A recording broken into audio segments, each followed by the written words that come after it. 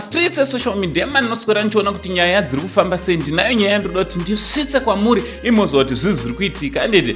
kuti padzinotaurwa streets umu musanyanyosarira, musazoite semakasara stereka handiti asi chekutanga kana uri munyowani usati wasubscribe I kindly ask you kuti chisubscribe kusubscribe paSaint TV it's for free handiti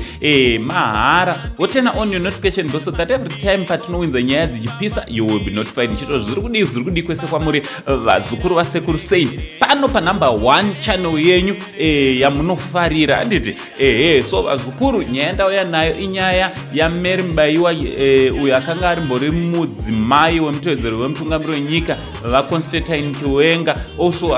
akanga ari mbori mudzimai zvakare aimbova mutambi webhora anonzi iye Shingi Kaondera ras Shingi handiti so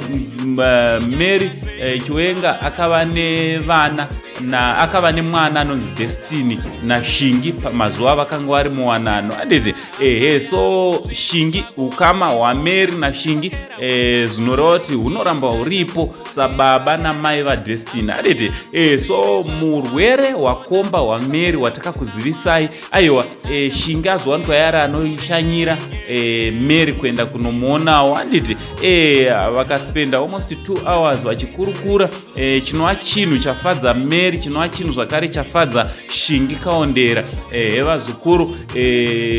Mary akatosvika paataura kuti aiwa ndinokumbira kuti undinamatireo Shingi nekuti ndinoiziva kuti zvoni uri munyengeteri handiti vazukuru ndega ndikuudzei vazukuru kunyangwe mukapesana zvakadini as long mune vana mucharamba muchingoonana mberi handiti mucharamba muchingoonana vazukuru muchingosangana so there is no need yekuti munge muri munogumburisana for life handiti vazukuru mirai neumwe panguva dzekurwadziwa kunyangwe panguva dzekufara pana chakaipa kuti munge muri munomira neumwe especially kana makambova nevana mese ndochanda ndiuya zongozivisa zviri kuitika vazukuru pakati paShingi naMary handiti ndobva ndaona kuti Shingi he is a good man handiti murume anenge Shingi aiwa murume akanaka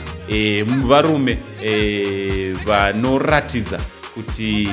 chinhu chinonzi kuregerera kuita sei. Aiwa ndochandati ndiuya zokuzivisai vazukuru munge muri munoziva zvinoitika zvikuitika mastreets umu kuitira kuti musanyanyosara. From Uncle Saint, the only Zimbabwe uncle. Pari zvino ndichiti